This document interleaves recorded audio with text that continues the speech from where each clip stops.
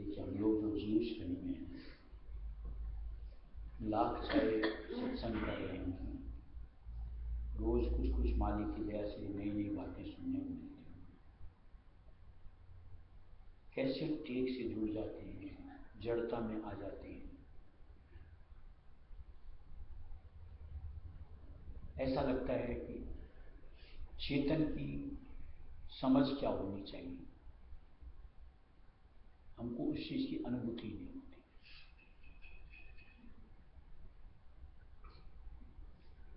जैसे आज जो मान लो दिया हुआ है कि स्वामी सदगुरु दोए न जानो, महाराज ने भी निवारण दिया है कि स्वामी मेरा मैं स्वामी का, मुझ में रहा समाये रहता राधा स्वामी का। सत्संग में भी हर मर्तबा सुनने को मिलता है कि रायस्वामी दयाल की मूर्त कोई अलग नहीं होती, हमारे गुरु स्वरूप के रूप में ही वो रायस्वामी दयाल की मूर्त होती है। अनुरागी भाई, तबियत ठीक नहीं है, जाके सो जाइए। बोलो बेटा, जाके सो जाइए, तबियत ठीक नहीं लग रही।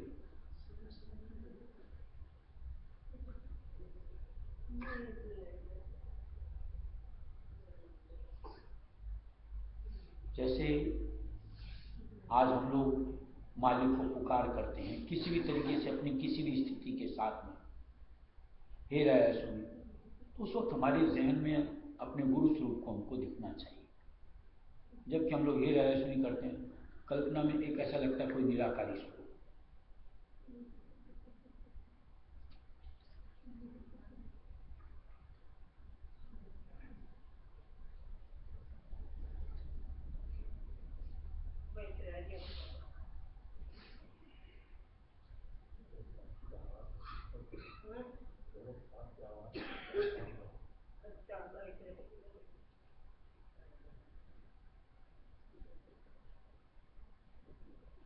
कई जगह जैसे ऐसे अपने घरों के अंदर में जैसे हम लोग छवि टांग लेते हैं अपने गुरु स्वरूप की, कई बार मन में कोई भावना आती है तो हम लोग फोटो के सामने जाके यूं खड़े हो जाते हैं, दिलीप डिस्टर्ब हो जाते हैं, बोलो ना भाई वे ठीक नहीं है, जाके सो जाएंगे। माई बाद में थोड़ा धूप निकल जाए तब आ जाइएगा, सत्संग बाद में बैठता हूँ आपके पास 1 घंटा।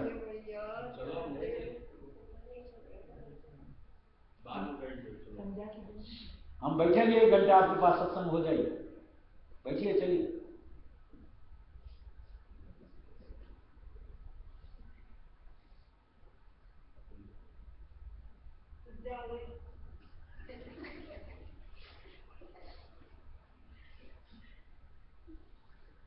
क्या समझते, अपने आप नहीं चल सकते?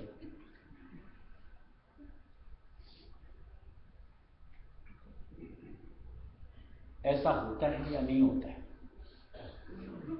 हमें यूं क्यों लगता है कि ये फोटो के अंदर ही घुस गए, जबकि ऐसा हमेशा अपन को समझाया जाता है कि कौन जगह है जहां स्वामी नहीं है, कौन सी जगह है जहां मालिक नहीं होता। कभी अगर मान लो हमको कोई अंतर की भाव को उनके सम्मुख पेश भी करना होता है तो सबसे बेहतर स्थिति, या यूं कहो करीबी, आंखें बंद करो, सामने स्वरूप को लाओ और जो अंतर में होता है उनके सामने पेश करो। वो जड़ता के साथ ही फोटो के सामने ही जाके कहना कि वहीं पर अपने उद्गार को देना, ये क्या है भावना?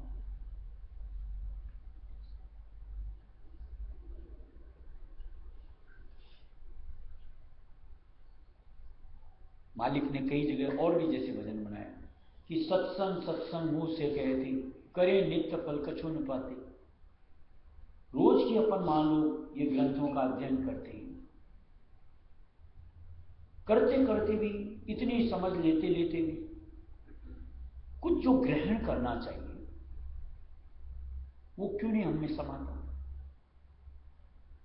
जैसे हम में से कई करते होंगे, नहीं भी करने वाले बहुत ज्यादा ही हैं, ज्यादा ही कुछ समझदार है कि जैसे दिया हुआ घर में भी जब यहाँ आश्रम में माहौल नहीं बनता है, किसी को नहीं मिलता है, तो ग्रंथ लेकर के वहां अपने इन पुस्तकों को पढ़ा करो, घंटा आधी घंटा इसमें दिया करो। कई देते हैं, बस देते माने दे दिया, उसमें क्या लिखा है हमको उसको लेना है, इसके मन की भावना ही नहीं बनती। क्या ये जड़ता नहीं होती? यानी एक खाली टाइम दे देना मात्र, क्या इसका नाम सत्संग होता है? क्या सत्संग से हमें यही समझ मिलती? कितनी मर्तबा जैसे सत्संग में बोला जाता है कि ये अनमोल हैं, इनमें एक एक पंक्तियों में, एक एक शब्द में इतना सार दिया हुआ है, और वो सिर्फ हमारे लिए दिया गया है, किसी और के लिए नहीं। और उस सार को हमें गहना चाहिए, यानी उस सार को लेते हुए अपनी जिंदगी को यूं कहो सोच करके, विचार करके, अपने आप को कहीं अपने लगता है ऐसा दिया मैं ऐसा नहीं हूं तो मुझे उस अनुरूप बनना है, ये भावना आनी चाहिए। तब लगे कि हाँ हमारे में चेतन अंग है, जड़ता से हमने अपने आप को परे कर दिया है। और किसी जगह ऐसा लगता है जैसे रूढ़िवादिता, जैसे और धर्मों वाले करते हैं, हम भी इसी तरीके से कई जगह रूढ़िवादिता के हिसाब से करते हैं। यानी जो एक भाव के साथ में कहीं अपने आप को अंतर से जोड़ना चाहिए, उस तरीके से हमारी एक अंतर के भाव की अभिव्यक्ति ही नहीं होती।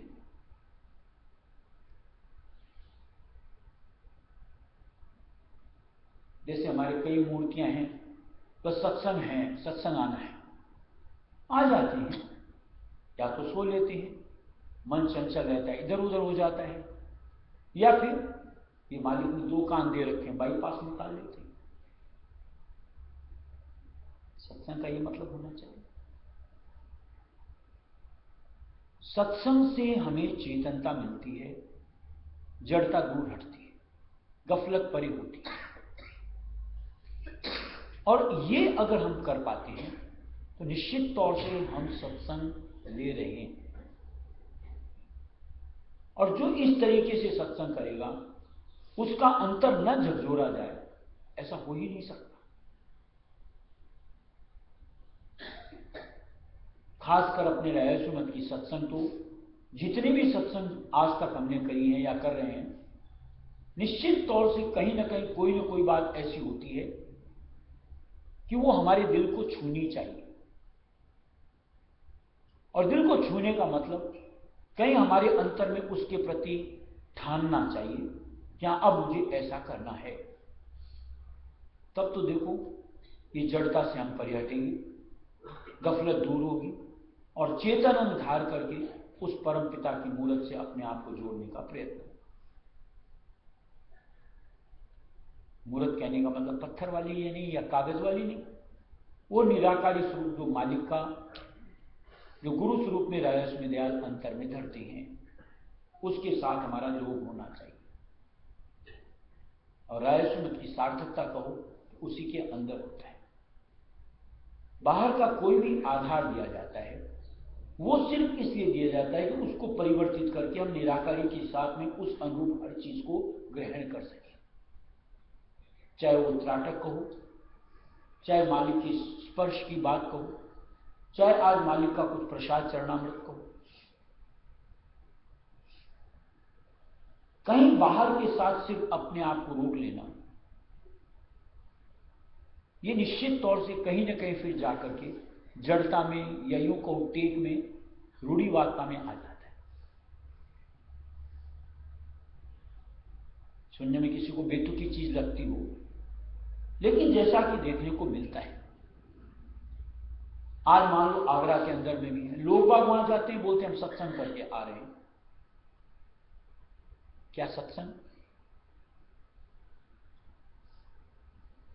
वहां जाते हैं, बोलते हैं हम प्रसाद लेकर के आ रहे हैं, चरणामृत लेके आ रहे हैं। किसका नाम प्रसाद, किसका नाम चरणामृत? यहां पर भी मान लो अपने आश्रम की बात करो, जैसे रोज प्रसाद 2 वक्त हम लोग तकसीम करते हैं, बोलते हैं हम लोग प्रसाद ले रहे हैं। प्रसाद की श्रद्धा किस अनुरूप होनी चाहिए? उसको हमारे अंदर लेने के वक्त हमारे मन की भावना क्या होनी चाहिए? क्या हम पाते हैं ऐसा?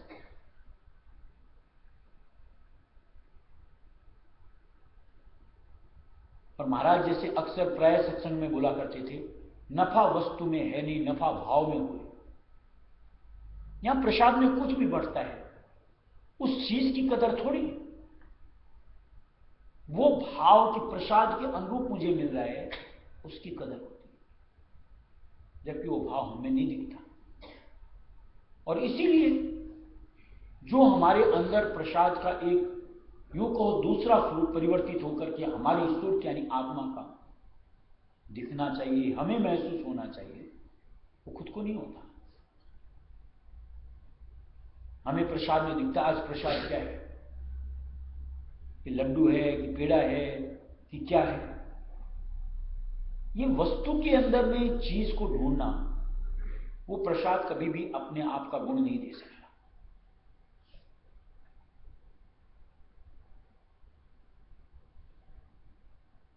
इसी तरीके से सत्संग के वचन होते हैं कि एक एक वचन जो भी मालिक की तरफ के आते हैं, ये तो शायद आप लोग भी महसूस करते होंगे कि आज इतने बेइंतहा सत्संग जो होती चली जा रही है, ये शब्द कोई इंसान के जरिए से तो आ ही नहीं सकते।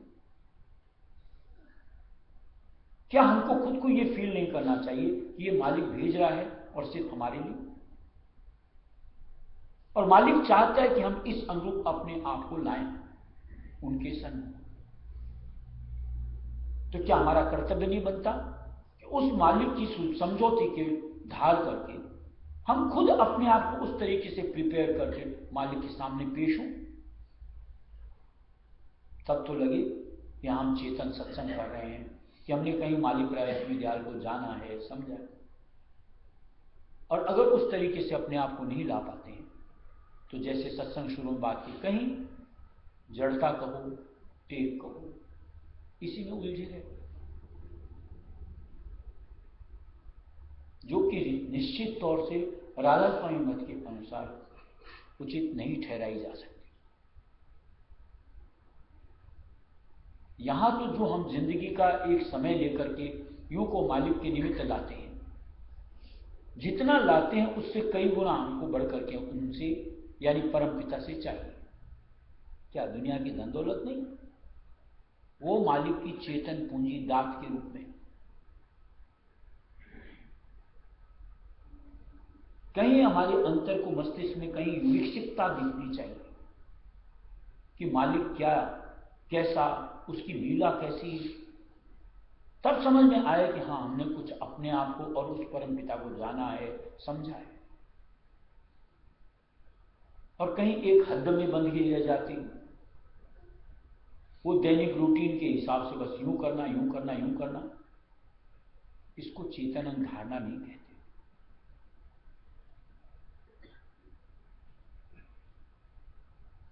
अब सुनने में चाहे अटपटा लगे, जैसे कईयों का रूटीन जैसा देखने को मिलता है, इतनी बज गई बस अब ये करना, इतनी बज गई अब ये करना, इतनी बज गई। मालिक ये नहीं समझाता। लॉ कैसी लगती है? जब समय का होश न हो।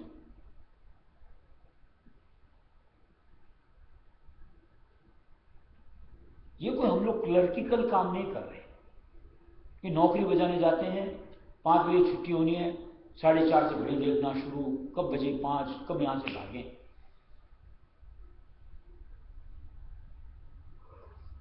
ये ऐसी ड्यूटी हमको मालिक की नहीं बजानी। कईयों को मैंने देखा है, कईयों से चर्चा होती है तो बताते हैं वो लोग कि जैसे मान लो 20 मिनट देना है, किसी को आधी घंटा देना है, किसी को घंटा देना है। उस दरमियान कितनी बार तो बोलते हैं, आंख खोल खोल कर एक आंख से दिखते हैं, कितना मतलब इतना टाइम बचे। आप घड़ी का ध्यान कर रहे हो या मालिक का ध्यान कर रहे हो?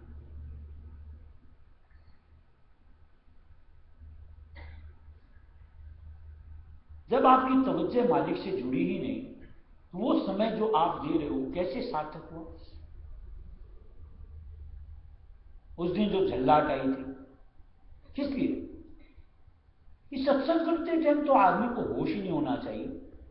ऐसा लगना चाहिए 1 घंटा कैसे बीत गया। अब उसकी जगह उकताहट के साथ 4 बार में घड़ी तकते रहो। आप सत्संग कर रहे हो या खाना फूटते? यानी कहीं हमको चेतन के एक एहसास की अनुभूति से अपने आप को जोड़ना है, पाना है। यहां चेतन प्रवाह क्या होता है?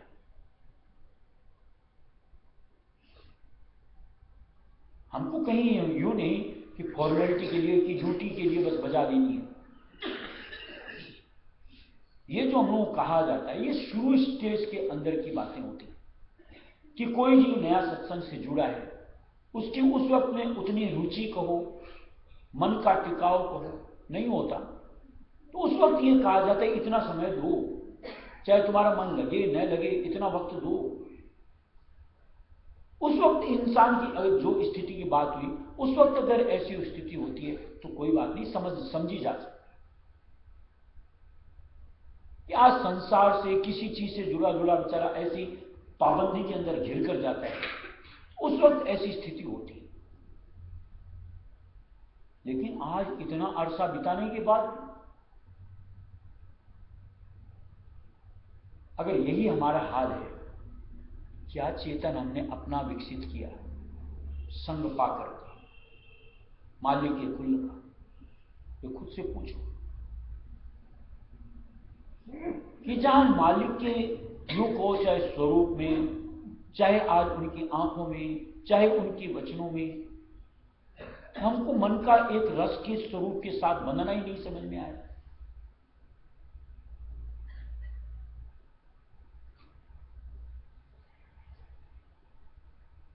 खुद से सवाल करने चाहिए इस तरह के कि आपका रस किस चीज के अंदर होता है? थोड़े से अपने आप से पूछो, जैसे पिक्चर देखने जाते हैं कि कितनी बार आप घड़ी देखते हो उस वक्त?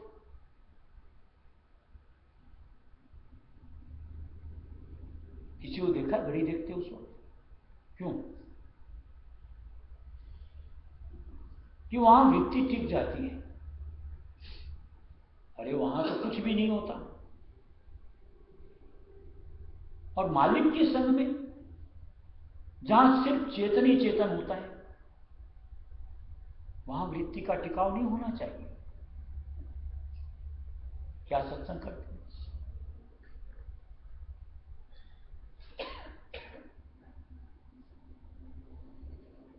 और ऐसा नहीं, खाली पिक्चर का तो एक उदाहरण दिया। जिस इंसान की जिस चीज में भी रुचि होती है,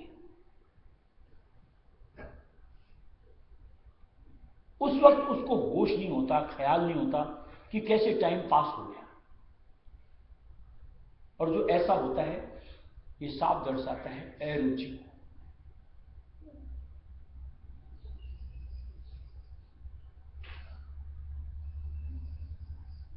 और निश्चित तौर से अगर ऐसी स्थिति है, तो अपने आप को ही मानना चाहिए कि मेरी स्थिति क्यों नहीं दूर हो रही, जो पुरानी थी। मैं मालिक के संग से जुड़ा हूं, कहीं अपने आप का सुधार पाने के लिए। और उसके लिए सबसे पहले सेवा में जुड़ो, सुमिरन से जुड़ो, तन को मारो, मन को मारो, कहीं उनमें जुड़ करके एक चेतन के साथ मन की स्थिति में परिवर्तन लाओ। फिर ये जो जड़ता की बातें हुई अपने आप नदारद हो जाएगी। उनके जरिए से कहीं आभास कहो, एहसास कहो, पा करके अपने आप कौतूहल अंतर की बढ़ती है।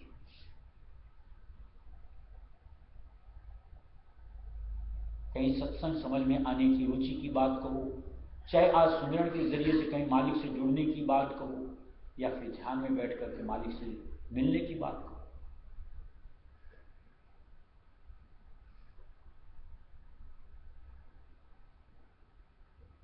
और जितनी जल्द हो अंतर से, ये चाहे टेक कहो, चाहे रूढ़िवादिता कहो, इनसे अपने आप का पीछा छुड़ाना चाहिए। और एक एक जो भी मालिक की तरफ के यूं को परमार्थ के हिसाब की बातें हैं, उनमें कहीं भाव से अपनी अभिव्यक्ति से जुड़ करके उस चीज के एहसास को धारो। फिर देखो उसका क्या अंतर का परिवर्तन सामने दर्शे। गुरु के पैया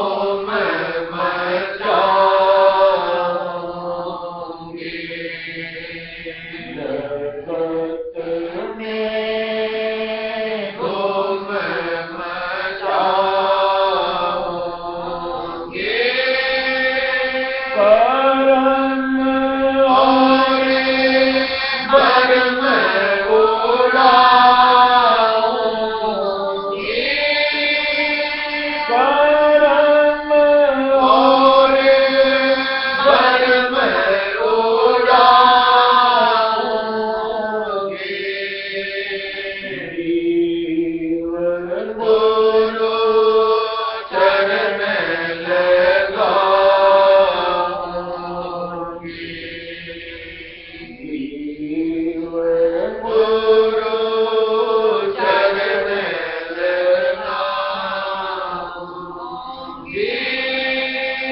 भक्ति की रीत सिखाओगे, भक्ति की रीत सिखाओगे,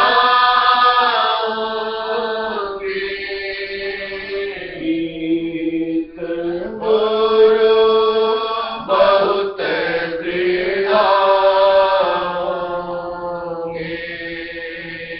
गीत गुरु बहुत दृढ़ाओगे, हाल सरिंदा धराओगे, हाल सरिंदा धराओगे, भाव की ज्योत जगाओगे, भाव की ज्योत जगाओगे, आरती सतगुरु गाओगे, आरती सतगुरु गाओगे, सूरत मन अधर चढ़ाओगे,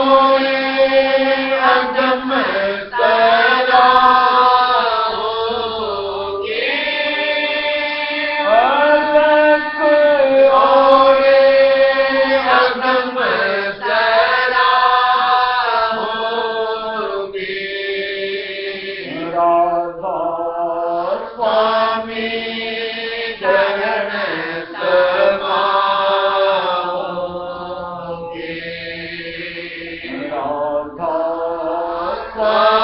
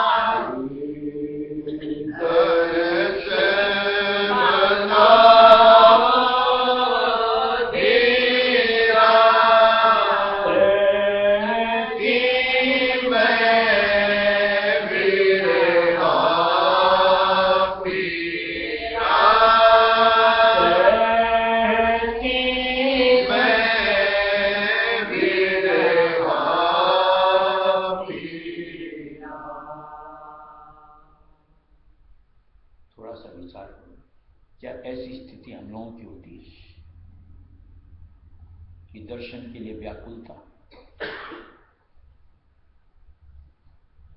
कि मन का हर वक्त उचाट होना, कि दुनिया में किसी चीज के अंदर में रस नहीं लगना। और अगर ऐसी स्थिति नहीं होती है तो उसके कारण को तो खोजो।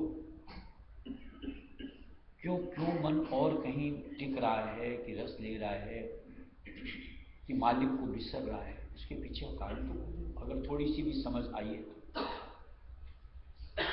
कि आसार के साथ जुड़ करके आखिर मैं क्यों इतना खुश हूं, इतनी नादानी क्यों कर रहा हूं।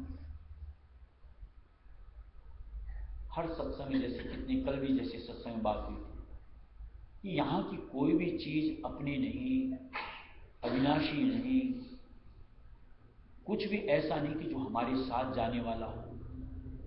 होती है ना बातें, फिर मैं उनके साथ क्यों उलझ रहा हूं? कभी अपने आप से पूछो तो सही। क्या यहां क्या कुछ पा करके मैं इतना खुश क्यों हो रहा हूं? इससे मुझे क्या मिला? यानी सुख यानी आत्मा को।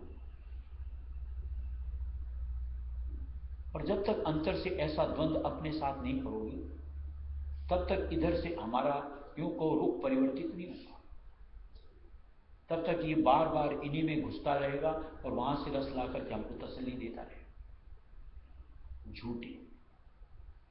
और इन झूठी सांत्वना से हमको क्या यूं बेहोश हो जाना चाहिए, यानी उस दाता को बिसर जाना चाहिए।